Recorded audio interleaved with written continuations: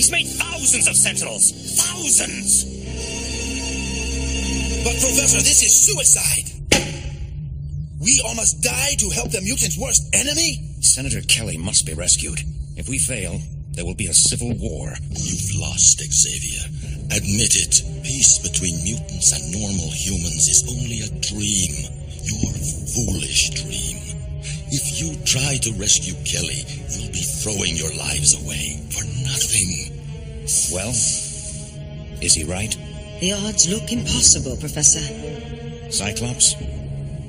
If somebody doesn't stop him, there'll be no future worth living in. We're with you, Psych. I'll be in the Blackbird. I'm going after Senator Kelly. Gambit? What's anybody waiting for? He needs us! Sit down, kid. You're not going. I'm not a kid anymore! I'm one of you, one of the X-Men, and it means more to me than anything in the world!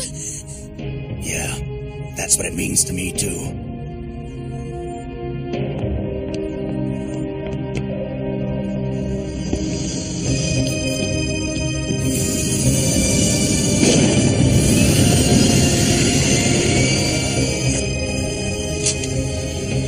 You're all fools. Heroic fools. The brave are always the first. Hello everyone and welcome to another GospelX. We took a little hiatus. a little lengthy break during the winter and Christmas. But we're back. Happy belated New Year.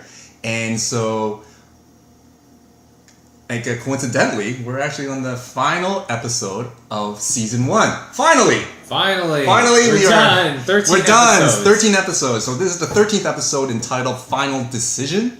And I just showed you guys a clip from the episode, but we're just going to go over the entire thing and just highlight some points. So, Henry, what do you think? What stuck out in that whole episode? Well, the cool thing is this episode kind of really wraps up the theme of the whole season in a really good way.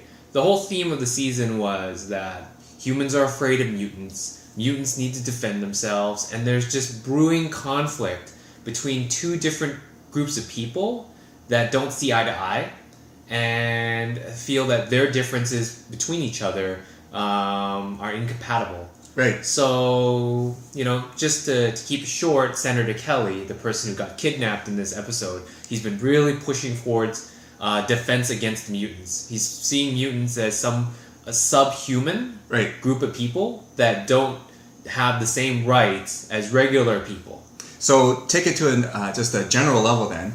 So we could see that there's a overarching culture, an overarching belief culture that generates hatred towards another person, another human being, and notably the mutants, right? So we have this overarching culture of hatred, or even not even hatred. Let's just take an example, just any ideology that is influencing society right now that is negative, right? Whether it be racism, discrimination, stereotyping, whatever, right? There's this overarching, powerful culture that we're struggling against.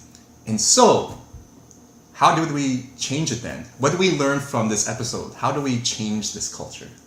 Well, at the end of the episode, when they go through and they actually save Senator Kelly from the Sentinels, something that was created by the humans to go and destroy the mutants, but then they turned on everybody and they kind of just became the antagonists, Right. And afterwards, we find Senator Kelly, he runs for president, and he runs with the platform that, there are good mutants that use their powers for good, and there are bad mutants that abuse their powers. And just by needing to defend themselves against the bad mutants doesn't mean that we can take away the rights of the good mutants, and they need to be protected too because they are human beings as well. Which is interesting because now we have a guy who is a proponent of exterminating mutants in general, to now at the end of this episode, within only 15 minutes of the episode, he changes his mind. So what happened? What was the watershed moment then? What did the X-Men do to change his mind? Yeah, I'm asking you. Yeah. Yeah. What did he do? What did he do? What did they do? They were Senator Kelly's enemies. Mm-hmm. Right? So they were there. Like Gambit. Gambit was like, enemy. hey. Or even more, basically, they were mutants. Yep. They were his enemy.